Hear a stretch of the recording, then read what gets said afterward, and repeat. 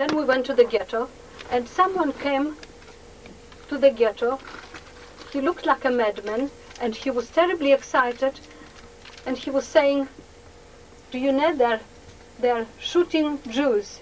They had to dig their own graves, and they're throwing them into the pits. Nobody believed him, and we were really sure that he is mad. And they did not even want to listen to him. They chased him away. And then another Jew escaped the same way, and he came to the ghetto to tell, and he extricated himself from the dead. They took him for dead, actually, and he crawled out.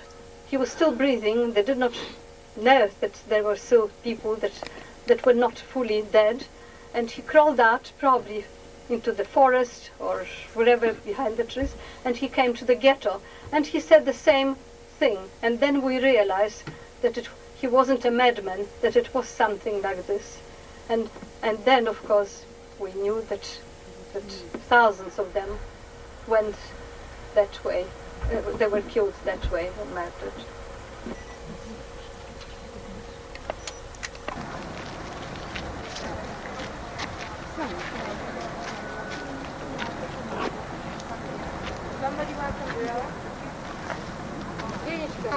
It's the introduction to the Ponar Memorial. This is the introduction, yes? The monument actually is over there, and the pits are over there as well. Here there are two plaques which are old plaques from the Soviet time, and here it's written in Lithuanian and in Russian that here in the Ponar forest, since July 41 till July 44, Hitlerists killed more than 100,000 Soviet people. It was written for the Soviet time. And hiding the crimes, they started since December 1943 to burn the corpses. We'll talk about it later. It's actually in Ponar, all the nations, all the different ethnical identities, they have their own tombstone. So over here is the monument to the Polish people, over there. Monument to the Jewish people. Could I read the Hebrew? Yes, the black stone is installed over here only since independence, and Yiddish and Hebrew text says that among those who were killed here, 70,000 were Jews. And they were killed by the Germans and the local collaborators. It's written in Hebrew and in Yiddish. The Ortiki by with helpers of the Hamem Komein. Yeah? It's a local collaborator. Yeah. Doin Ponar baut von Juli 1941 bis Juli 1944 haben die hitlerischen Okkupanten und ihre örtliche Mithelfer umgebracht 100.000 Menschen, von sie 70.000 Juden, Männer, Frauen und Kinder.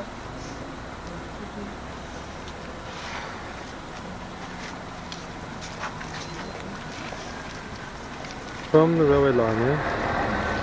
Gee. I mean, they could have made it easier for them if they'd stopped.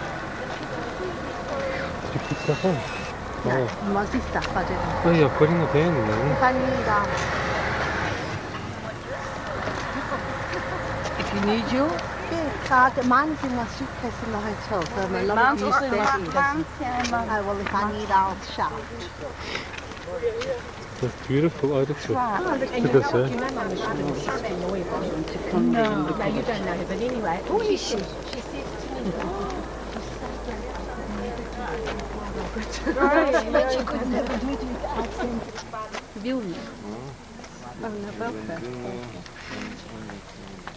Okay, so this is a memorial which is built recently.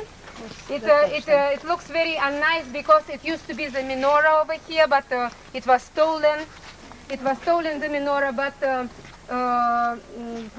the next one, which was built here, it was from plastic and it's burnt after some memorial, so it looks not nice, but it will be replaced someday. So this monument is new with the Hebrew and Yiddish inscriptions, and it was built after the independence. And after the war, the Jews who lived over here, about 16,000 Jews, they collected money and they built over here in Ponar a very modest monument with the inscription in Yiddish. Through the Stalin times of the fight against the cosmopolitans, even this small monument was destroyed, and all the remains were reburied over there on this hill. And this monument with the only inscription to the victims of the fascist terror was built. And it was standing over there for 40 years approximately, for 40 years. And only after the independence, this monument, which is donation from the Shaya Epstein, former Vilna citizen, and other Vilna dwellers, was built over here, and it has the inscriptions in Hebrew and Yiddish, and it says that 70,000 Jews were killed by Nazis and their local collaborators. It has an inscription in English and Lithuanian and Russian on the other side. Yes. And he lives in Israel. He Yes, still is alive. Shaya Epstein. Do you remember that? Yeah? Regina, can I do a bit of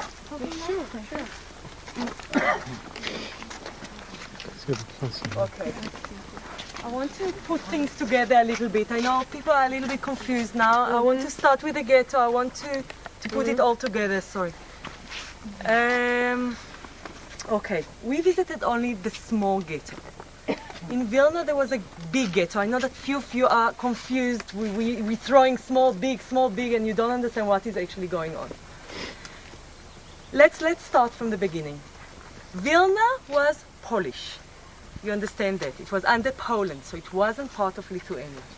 But of course the Jews of Vilna, even though they, like Hania, were with Polish passports and belonged to Poland, were regarded by the other Jews of Lithuania as Lithuanians, because Vilna was always the capital of Lithuania before that.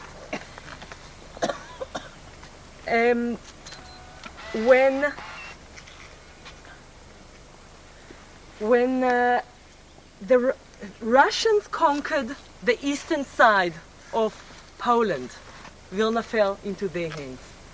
And then they decided to give it back to Lithuania. And that's the reason Vilna was not like Warsaw. We saw Warsaw immediately had a ghetto, because the Germans came in there.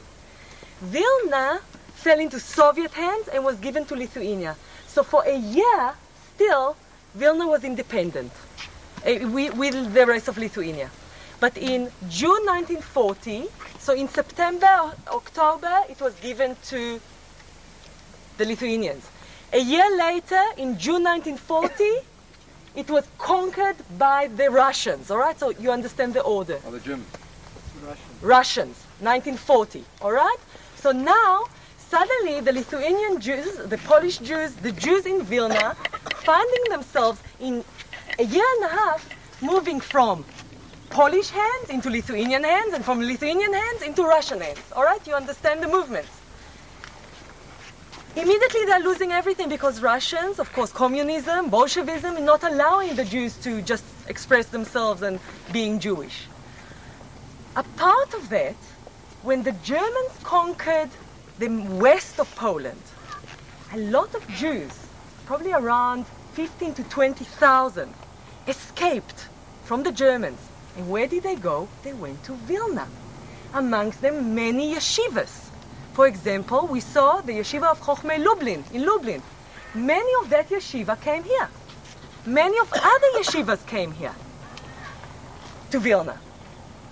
All right, so meanwhile we have quite a lot of people. We have about 60,000 Jews of Vilna, plus all the refugees, another 15 to 20,000, a big Jewish community. But on the 22nd of June 1941, so that is a year later, Operation Barbarossa starts, and the Nazis are invading the Soviet Union. And that is including Lithuania, because now Lithuania is in Russian hands. Okay, so they moved from being Polish to being Lithuanians, and from being Lithuanians to being Russian, and then to become under Nazi control. We will talk more about the ghetto in the ghetto. So I'm just mentioning that killings and kidnapping started immediately. Then a small ghetto with 11,000 Jews was established, very small, only for a month, and all its citizens were murdered. All the Jews were murdered in Ponar, where we are now.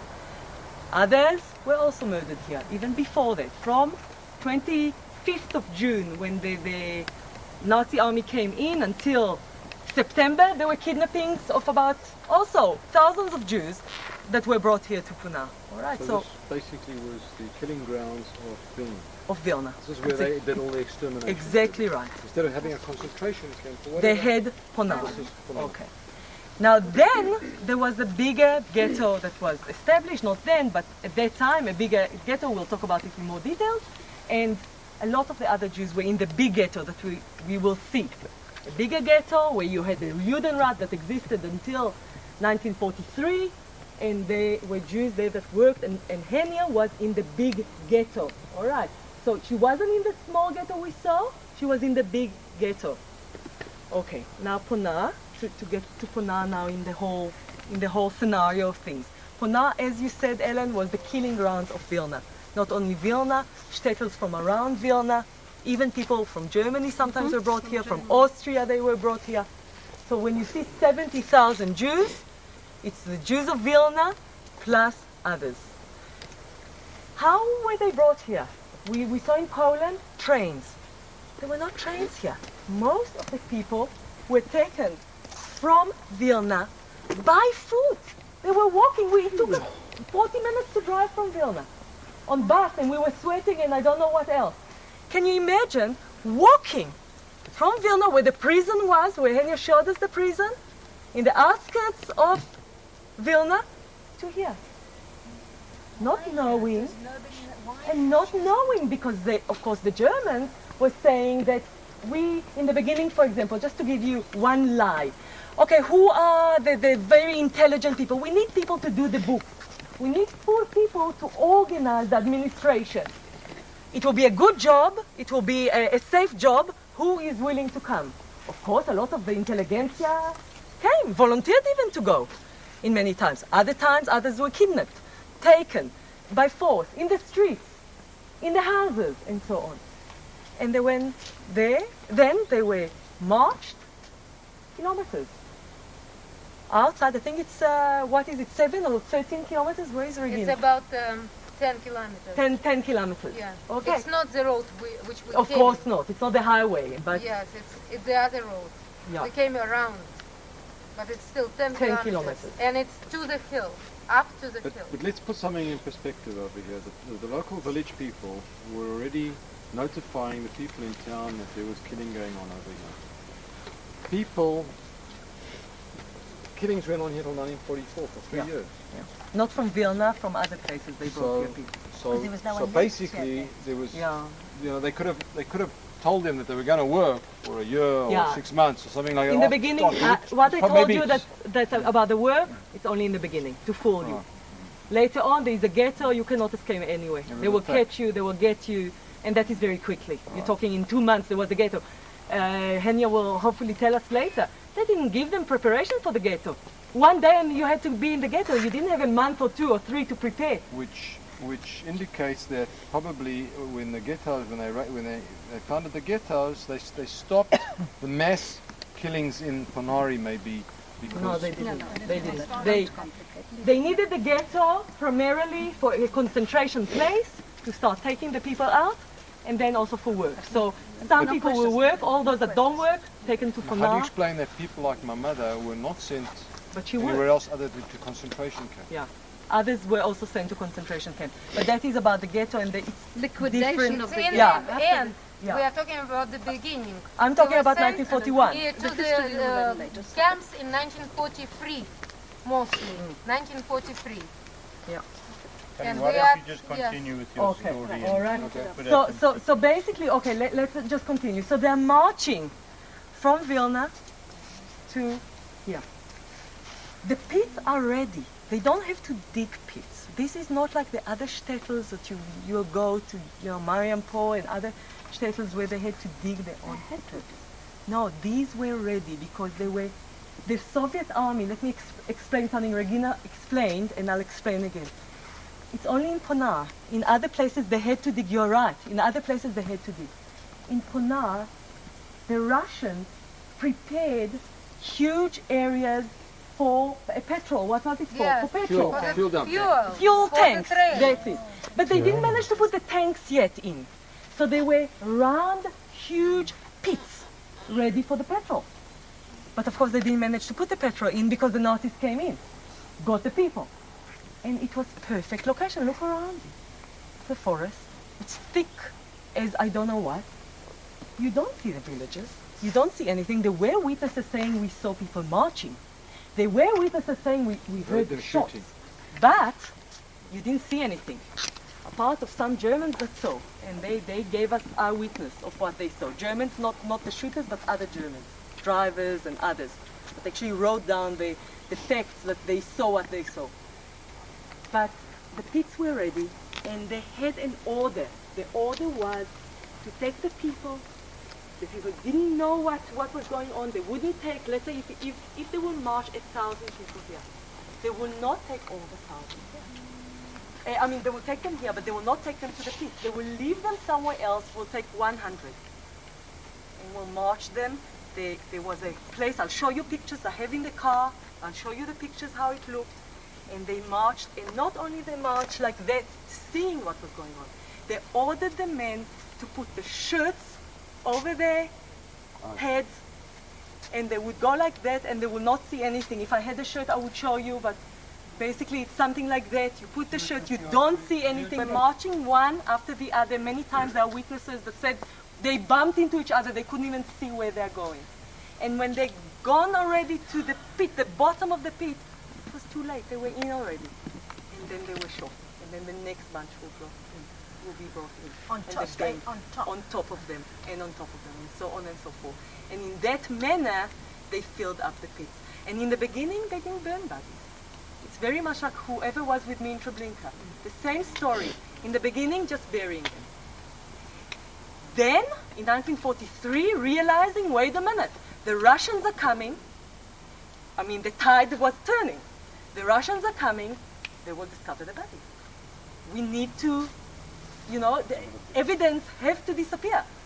What do they take? They take people from Vilna, Jews from Vilna, and taking them here to a horrible job, to dig up the bodies and burn them. That's the reason we don't have bodies here. They burned all the bodies. That was their task, and then they were shot. A few of them managed to tell the story, and we know the story, that there was a escape or two, and they told the story.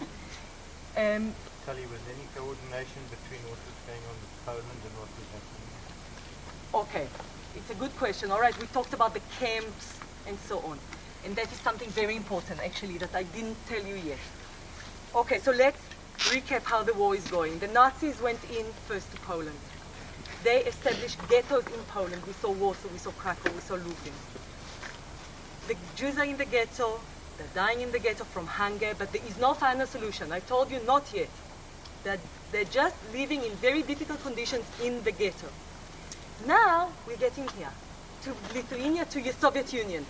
22nd of June 1941, it's before the camps. There are no camps. You remember we talked about it, that the first camp was in Chelmno, and that was in the end of December, in the end of the year, in December 41.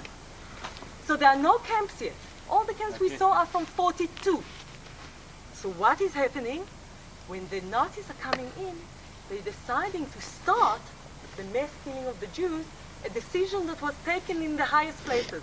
Hitler, Goering, Himmler, highest places, we don't know the exact date, but definitely before June 41, to start killing the Jews. And that was the first step towards the final solution. We're not going to put them in ghettos.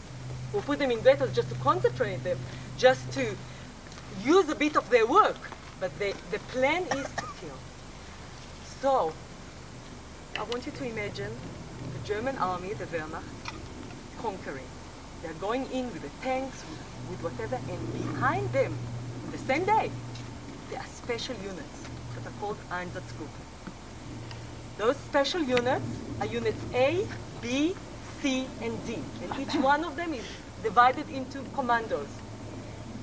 The leaders of those Einsatzgruppen were the most intelligent people. 3 of them doctors with PhD. The other one also, I think a lawyer, if I remember right. And those units, special units, their sole task, the only thing they had to do is to go after the army. When the army conquered a place, to go in and to implement the final solution, to implement the mass murder. They will collect men, first it was men, sometimes women and children immediately after, and will kill them in the place. And that is the way they did it. Where do the helpers going in? In Lithuania, where we are, the Lithuanians did the job for the Germans in many of the cases. Because to every 1 German that was in the Einsatzgruppen here, according to some researchers, there were from 10 to up to 50 Lithuanian helping.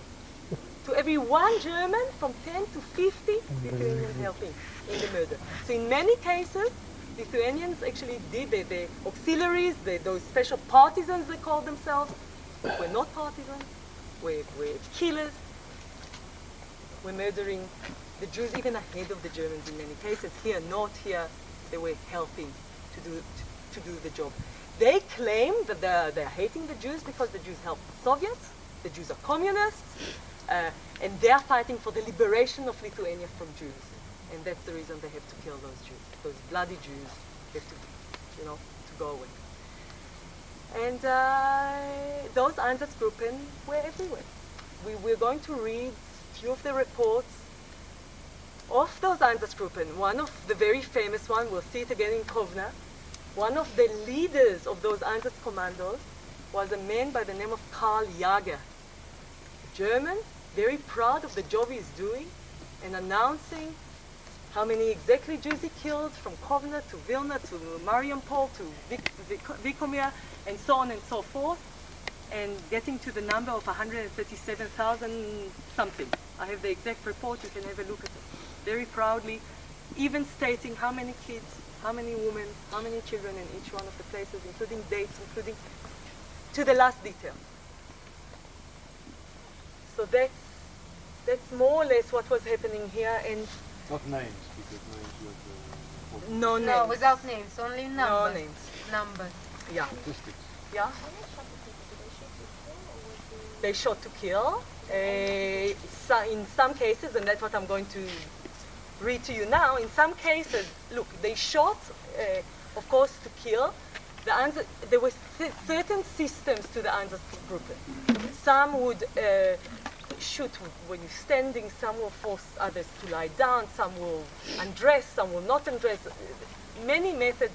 There's not one method that I can tell you about. So it could have been in 1 month like that, in the other month like that. But what was happening was that many times, not many times, I'm wrong, a few times they will shoot and just injure.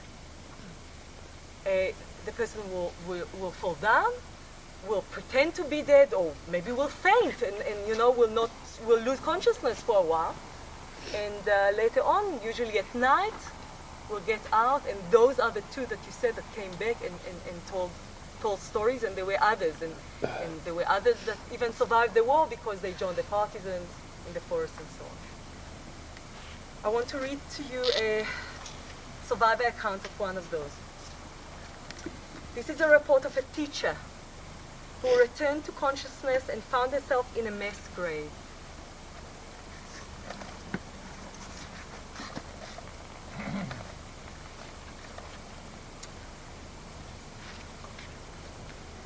Suddenly I heard soft weeping near me in the grave. I listened for a moment and recognized the weeping of a child. I crawled toward the voice and was stunned when, as I crawled, I found the corpse of my husband, from whom I had parted only the night before. The child did not cease crying, and I summoned up the remnants of my strength and reached it. I discerned a little girl of 3, alive and whole, and decided to save myself and the child. As I rested with her, holding her in my arms on the pile of corpses, I knew that if I survived, it would be she who had saved me. And she did survive, and the child survived. And that was here, where we're standing in Ponar.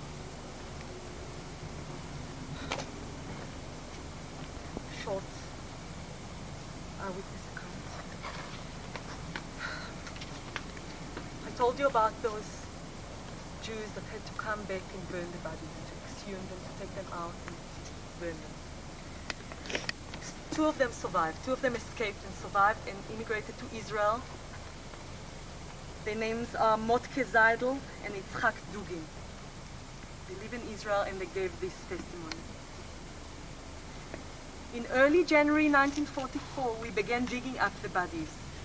When the last mass grave was opened, I recognized my whole family, Mom and my sisters, 3 sisters with their kids. They were all in there. They've been in the earth 4 months, and it was winter. They were very well preserved, so I recognized their faces, their clothes too. The last graves were the newest, and we started with the oldest, those of the first ghetto, the small ghetto. In the first grave, there were 22,000 bodies. When we first opened the graves, we couldn't help it. We all burst out sobbing. But the Germans almost beat us to death. We had to work at a killing pace for 2 days, beaten all the time, and with no tools. The Germans even forbade us to use the words corpse or victim. Anyone who uttered the words corpse or victim was beaten. The Germans made us refer to the bodies as Figuren, that is, as puppets, as dolls, or as schmattes, which means rags. The head of the Vilna Gestapo told us there are 90,000 people lying there, and absolutely no trace must be left of them. They survived and they told the story, so we know.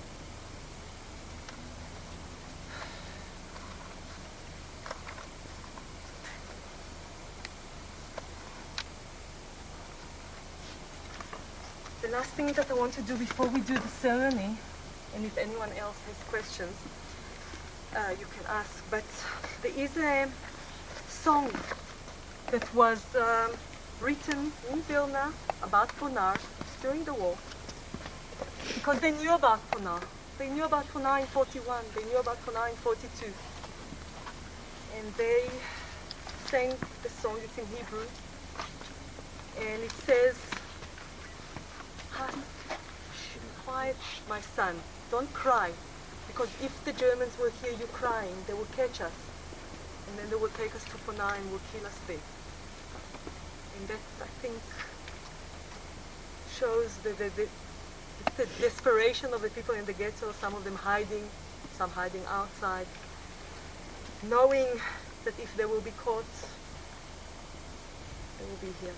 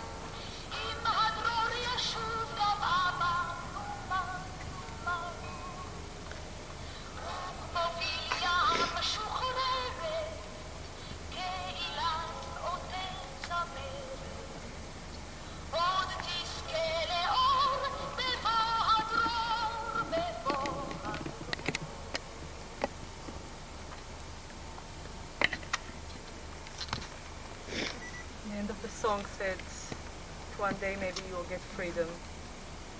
When the dror, the freedom bird will come. He says that there's a place with raised drone. Radio of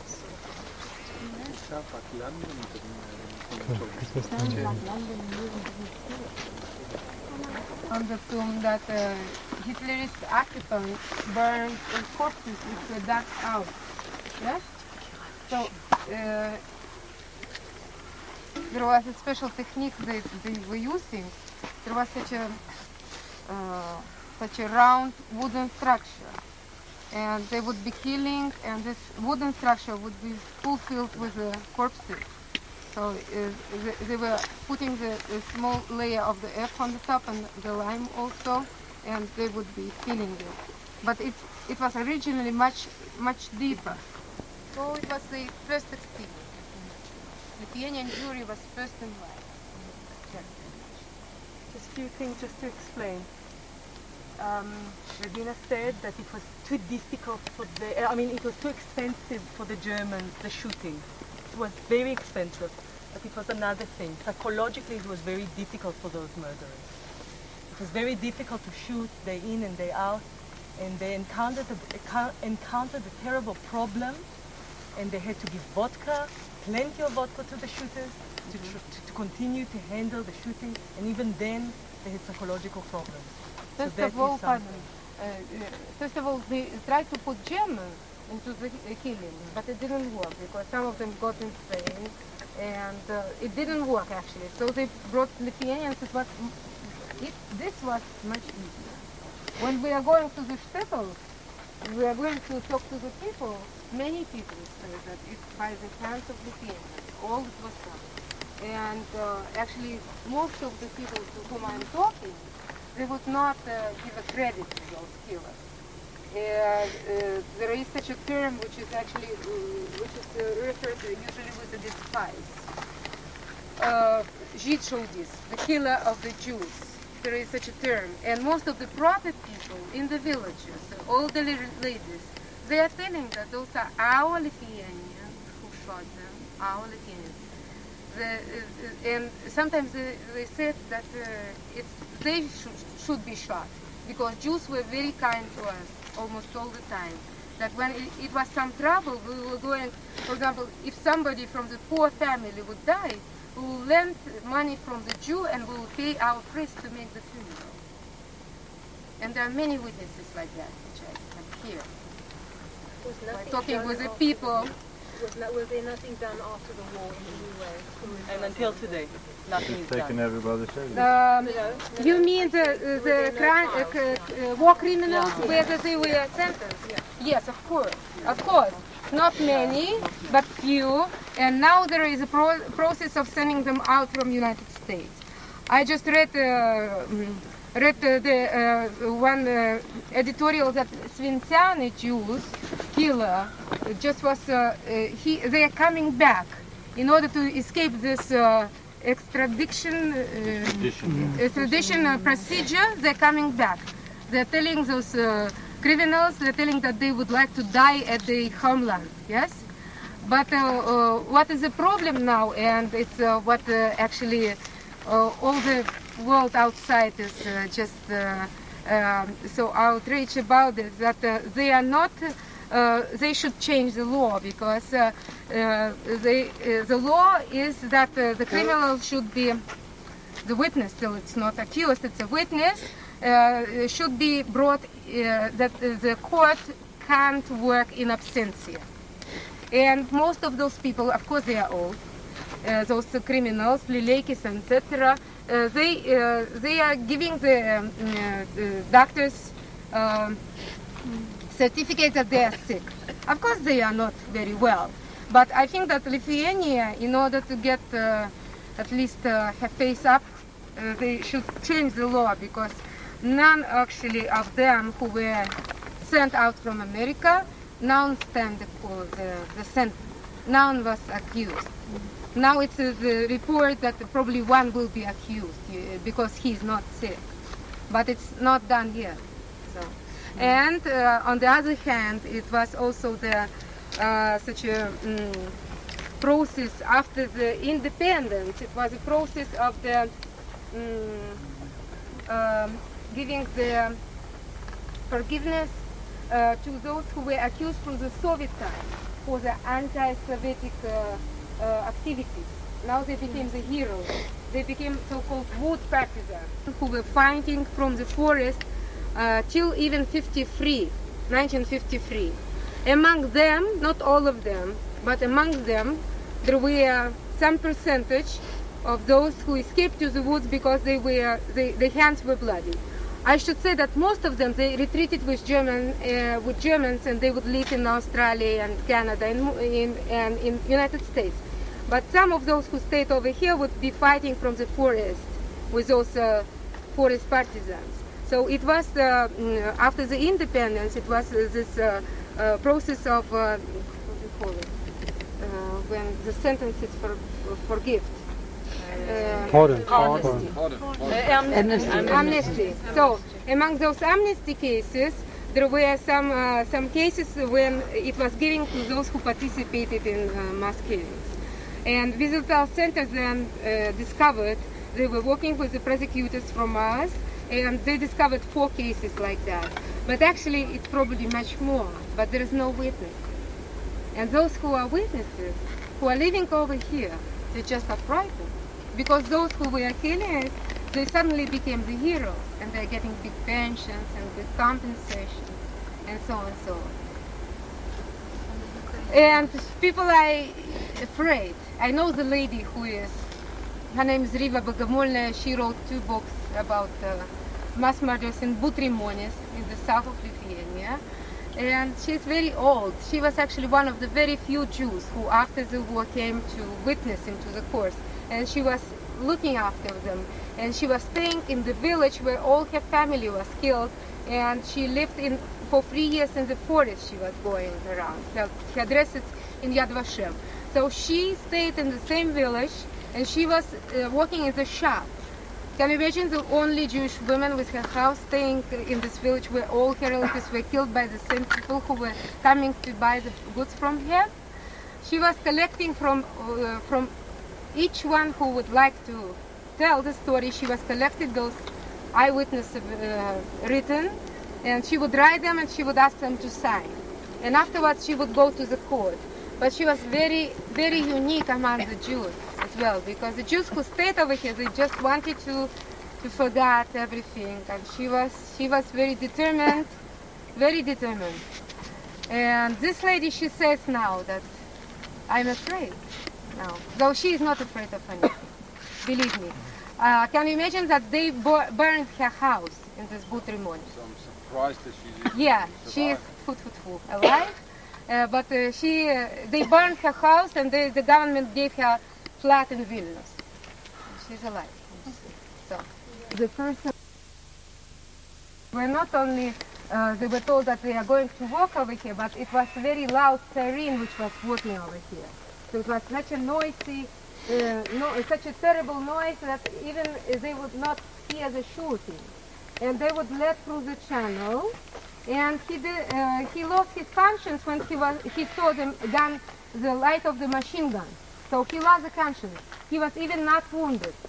So he just wake up when it was already the darkness, and he crawled through those bloody corpses which were over here. And he found some farmer who gave him the clothes and cleaned, and he went back to the ghetto. So it was like that over here.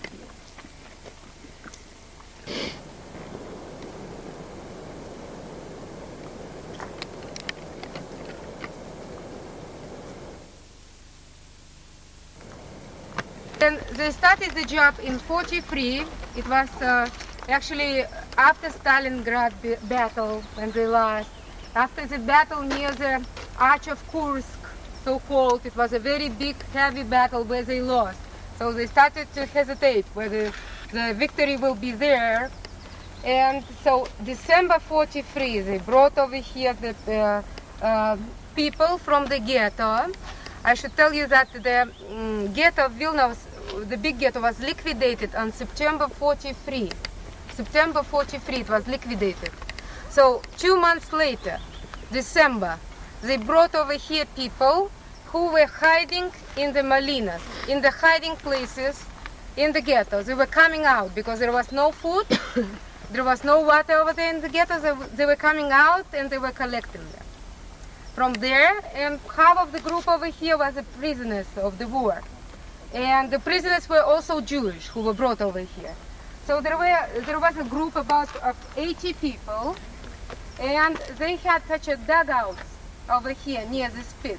The dugouts, it was such a place inside the earth, and they were living over there. And they had such a beds from the wood, and they had 4 women who were preparing food for them. They were fed quite well. They were guarded very well. They were guarded by the special units who were from Austria, special guards, which were paid very well wages and which were awarded that it's a very heavy responsibilities to keep the secret. And of course, though they were almost all the time told by the German authorities that it will be a lot of job. If you will finish this, it will be a lot of job for you in the other places. They understood that they are doomed. Of course they understood. So they started to dig the tunnel towards the railway station, and they dig it with the spoons, with the fingers, with nails, with whatever it was in their possession, and they used to carry out the earth into the pockets, in the pocket.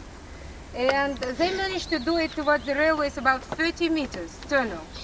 And on the 15th of April, 1944, they tried to escape.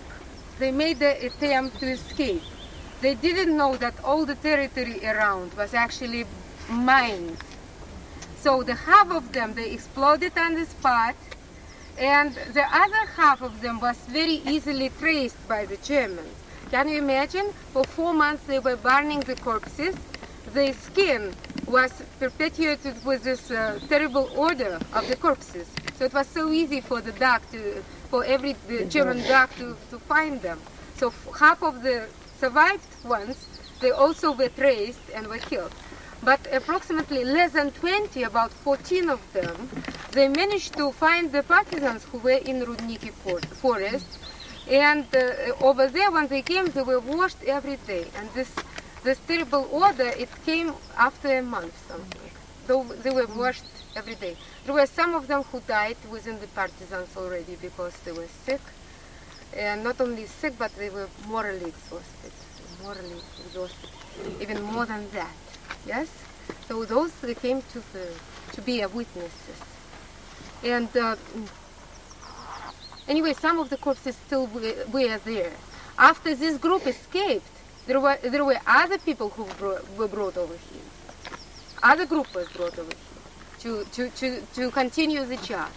So this was the burn of the corpses command to him.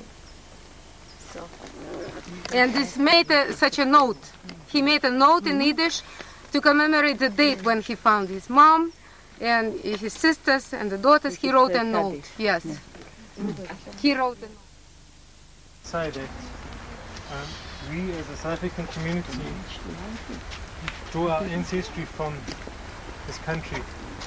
And we draw our ancestry from this country. And it's important to know that if it was not our parents or our grandparents who died here, it certainly was their cousins or uncles or parents or friends that certainly did not escape this absolute shocking experience that we've just been through here.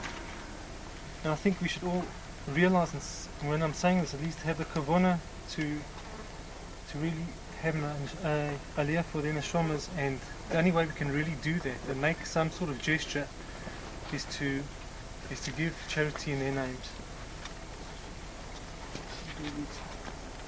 Adonai ma'adam v'tereu ben enosh v'tachshavehu Adam lehevel dama yamav ketzer lover Baboker yatzitz v'chalav בערב ימולל ויבש. ימנות ימינו כן הודה, ונביא לבב חוכמה. שמעתם וראה ישר, כי אחרית לאיש שלום. אך אלוהים יפדה נפשי מיד שאול, כי יקחני סלע. כלה שארי ולבבי, צור לבבי וחלקי אלוהים לעולם, וישוב. העפר על הארץ כשהיה, והרוח תשוב אל האלוהים, אשר נתנה. Hashem, what is man that you recognize him, the son of a frail human that you reckon with him? Man is like a breath, his days are like a passing shadow. In the morning it blossoms and is rejuvenated, by evening it is cut down and brittle. According to the count of our days, so may you teach us, and we shall acquire a heart of wisdom. Safeguard the perfect and watch the upright, for the destiny of that man is peace. But God will redeem my soul from the grip of the lower world, for he will take me, Selah. My flesh and my heart yearn, rock of my heart, and my portion is God forever. Thus the dust returns to the ground as it was, and the spirit returns to God who gave it. Yoshai b'seit elyon b'tzel Shaddai yitlonan, Omar Adonai machsi u'metzulati, Elohai eftach bo, ki hu yatzlicha mipach yakush midever havot. Be'erato yisach lach, v'tacha kanfav techse, tina v'socheira amito. לא תירא מפחד לילה, מחץ יעוף יומם, מדבר באופל יהלוך, מכתב ישוט צהריים, יפול מצדך אליך, ורבבה מימינך אליך לא ייגש. רק בעיניך תביט, ושילומת רשעים תראה, כי אתה אדוני מחסי עליון, שמת מעונך. לא תענה אליך רעה, ונגע לא יקרב פועליך.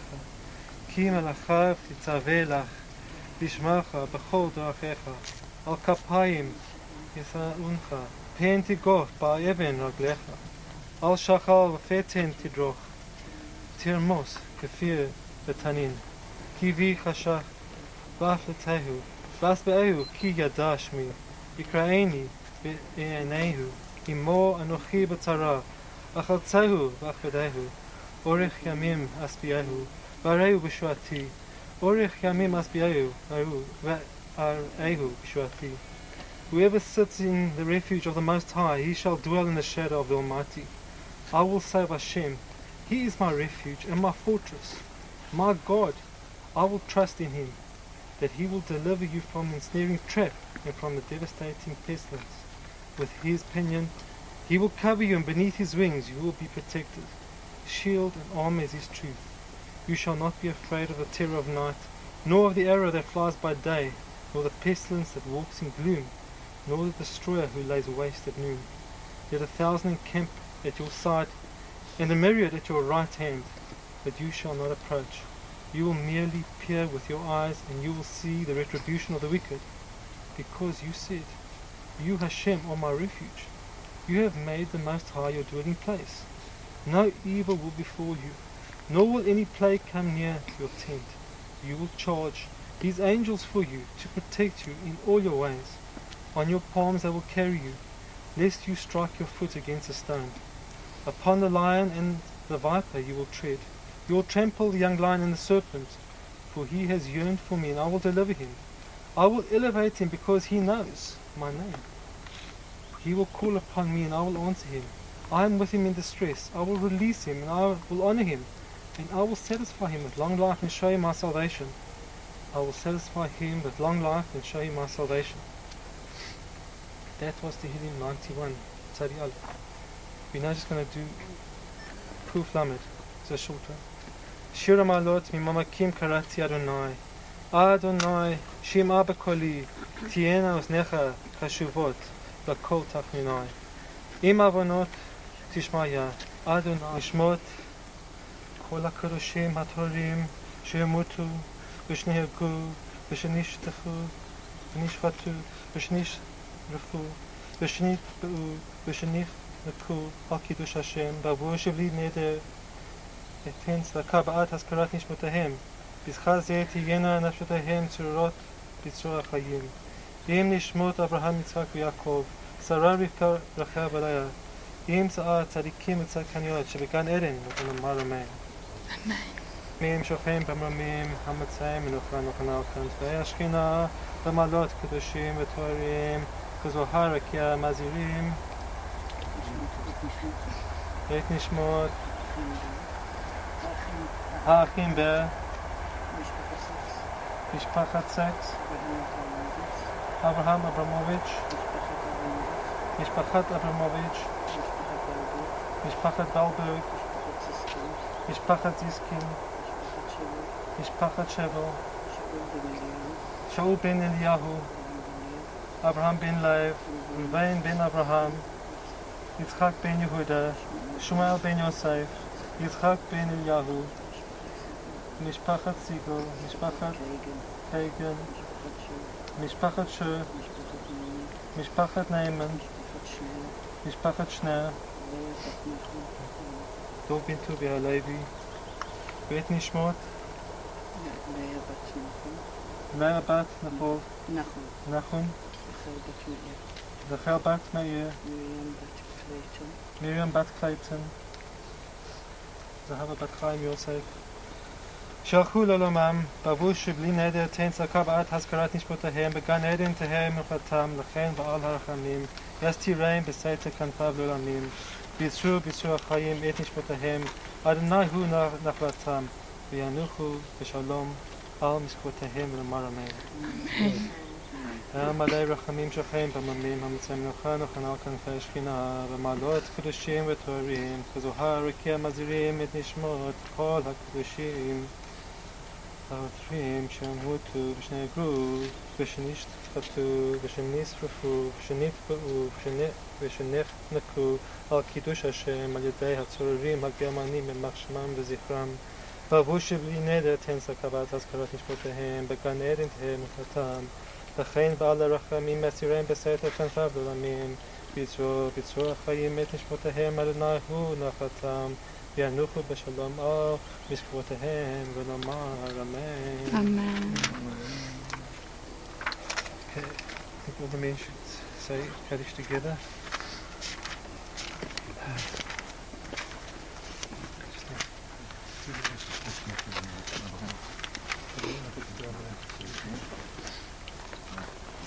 יתגדל ויקדש שמי רבה, ועמד יברך בריתי והמליך מלכותי, בך יכון ולכון ואחד וכל בית ישראל, בעגלה בזמן קריב אמרו אמן. יהי שמו רך עולם אמר מיה, יתברך וישתבח ויתברך ויתרומם ויתנשא, ויתהדר ויתעלה ותעלה ולהלל שמי קדושה בריחו, לעילם מכל ברכתה ושירתה, תושבתה ונחמתה, ואמירם אמר ואמרו אמן. יהי שלום רבה משמע בחיים עלינו ועל כל ישראל ואמרו אמן. עושה שלום במקומה, והוא יעשה שלום עלינו ועל כל ישראל ואמרו אמן.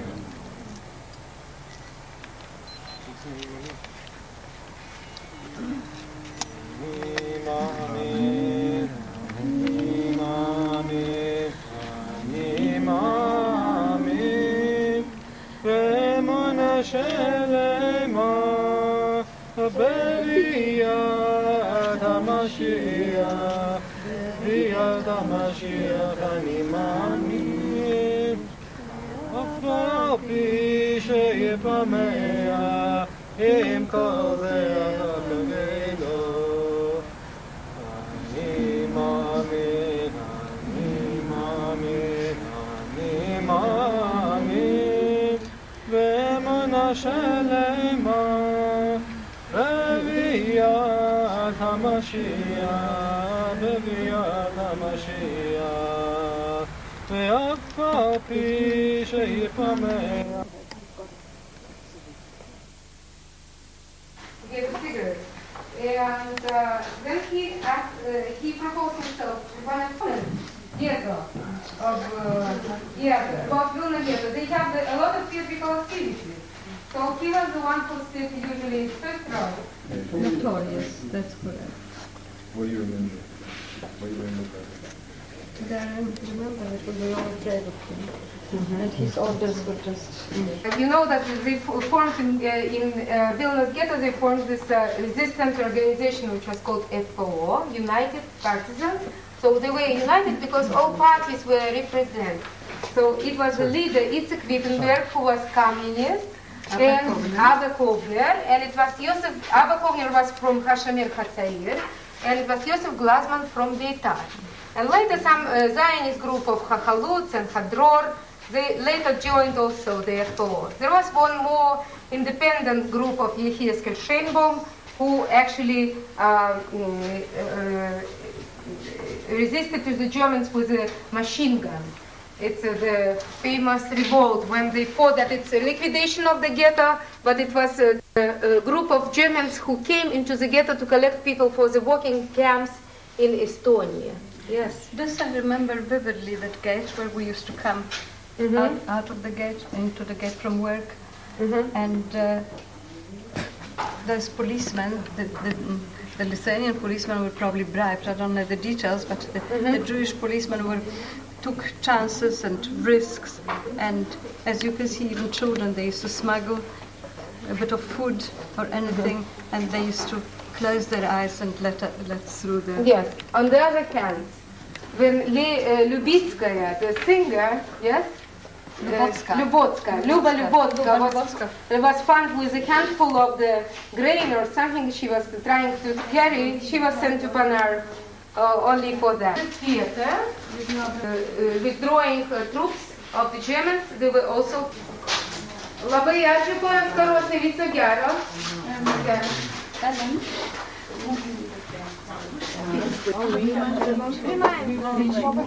My place is here, but my husband is here.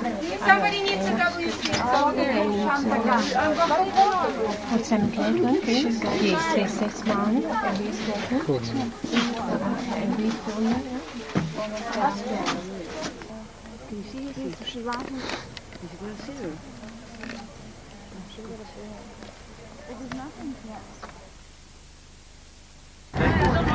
Here are some dilapidated old homes right outside the Ponar forest. These are witnesses to the shootings and the crowds. Joseph Glassman. Genchka, вы помните его, yeah? There was a photograph in the museum of him. Yes, Joseph Glassman. And he escaped from the ghetto. You know that there were big discussions among the those FPO members whether to leave the ghetto or whether to stay in the ghetto.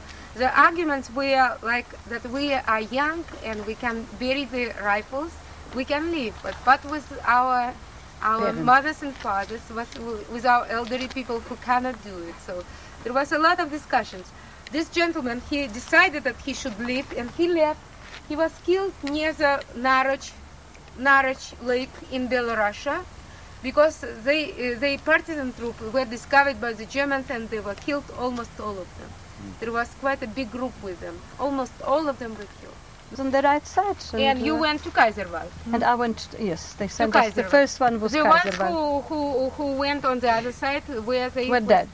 Were taken to Ponar. To Ponar. Did you stay over the night near the hospital, near Subachovka? The whole night you were over there. Right, and over there was there, those people who were on Rabbi Eliyahu, as you can see, Ben Shlomo Zalman from Vilna, probably one of the greatest. There is a Gaon. I mean, Gaon is a genius. Gaon is someone above the normal. And who was he? He lived here in the 18th century, and he is probably foremost known because he was the greatest mitnaged. Mitnaged is opposing to the Hasidut. Okay? The Hasidim started in this area as well, Lithuania, Poland, by Baal Shem Tov in the end of the in the beginning of the 17th century, 18th century. Sorry, I'm mixed up. 18th century. Now, when you look at the period, I told you that in 1648 there were the Cossacks killing, and then the Russians were killing, and then the Polish were killing, and there were pogroms for many, many years. And after that period, there was a false Messiah by the name of Shabtai Tzvi. And many of the Jews here, because of, the trouble and all that, believed in him, believed that he's the real Messiah. But in the late 60s, in 1666, it was supposed to be the year of the Messiah, and he was supposed to be found as the Messiah or whatever, but of course they discovered that he was a false Messiah. And there was such disappointment after that. The Jews felt, we are persecuted. They are, we believe that this one is the Messiah, he's not even the Messiah. And there was a feeling of loss of emunah, of loss of other things. And a few years after that, the Hasidut movement started. As probably on the footsteps or historically after this period. The Hasidut believed just very shortly in Simcha from the heart.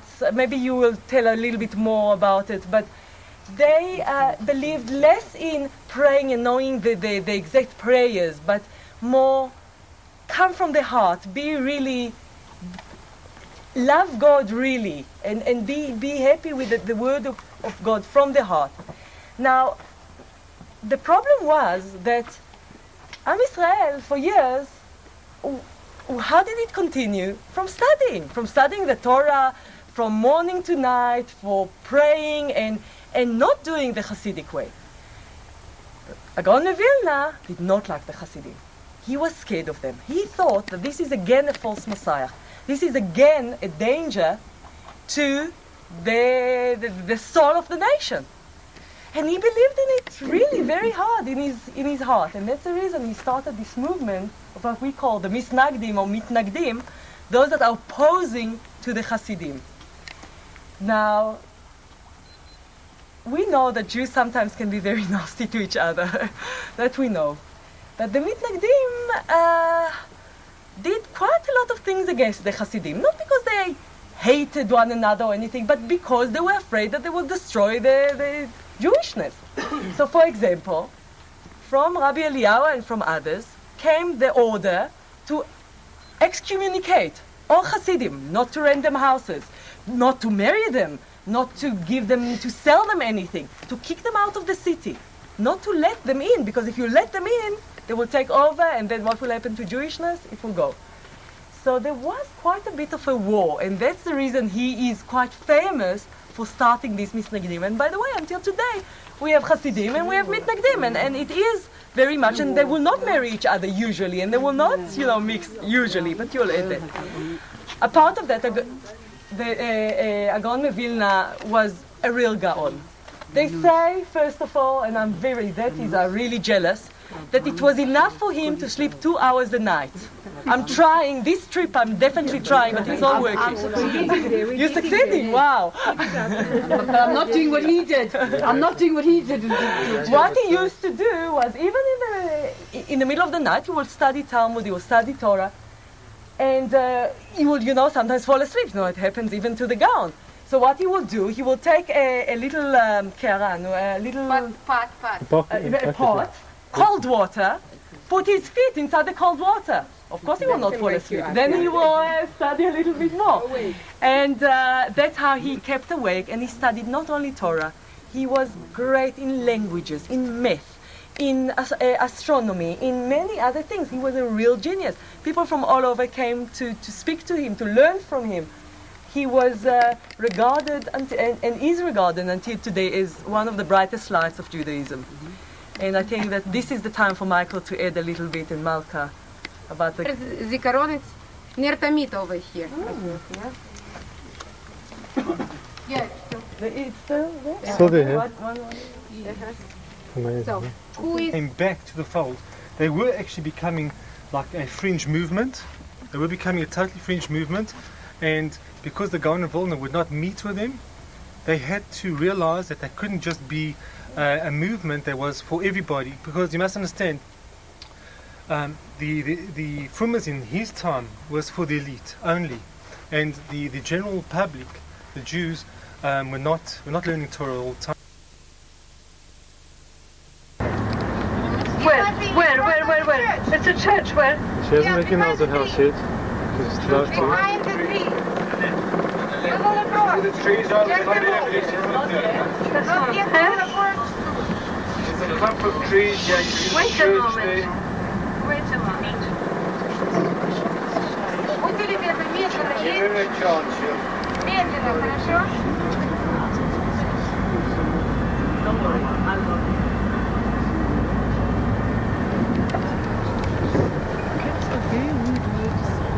I remember the neighbors. Remember the number? Oh, we went too far. Just 90. That's right, that's right. That's right, that's right, that's right. That's the church, and we lived opposite. God, well, those homes look like this. There's somebody living in them. Yes, really. Oh, God. They used to have a big house. Just a moment. There was a bakery on one side, Gilinski, and there was a grocery store where So we... it's something like your house here? This might be. Just a moment, just a moment. This doesn't look like the house, but let me see. What number is this? 66. No, so this is one house before. This? It's not There's nothing. necessarily- What? Julian says that Just a moment. Let me see. Can I go down for a minute? You don't mind? No.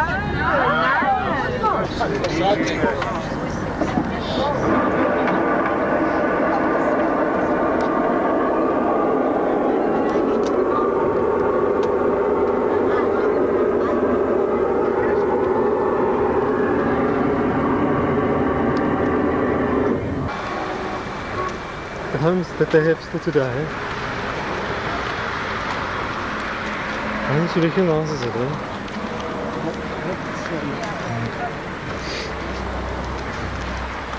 Interesting.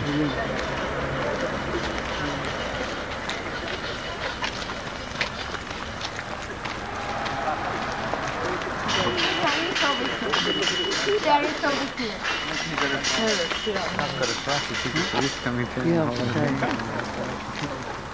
Det finns inte så bra.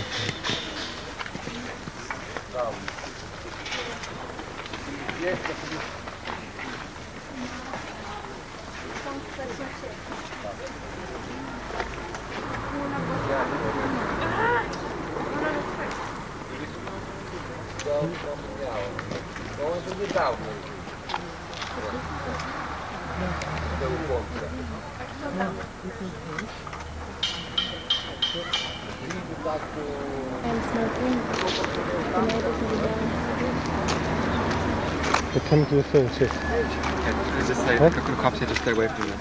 What? The cop said to stay away from it. It's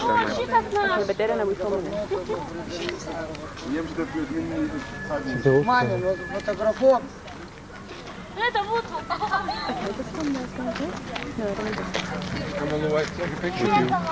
Huh?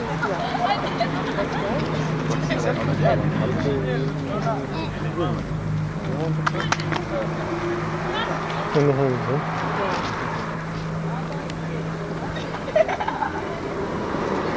What are you saying? What are you saying? From the house?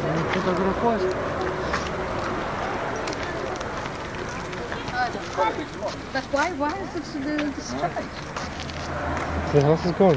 Hmm? The house is here. Where was your house? Our house was here, or like this, it was standing. Just like this. Houses. Quite a few, four here and 4 or 5, I mean, there. Houses like The courtyard. there was the courtyard. garden. There was the garden. Between the shops. It's not now. It's not safe. I know. There is a gypsy. If you want to have a problem with criminal thing.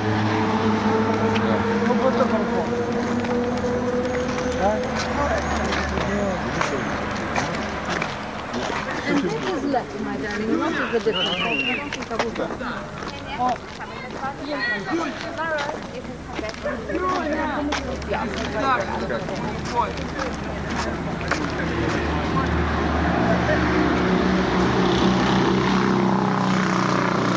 Doesn't let me say.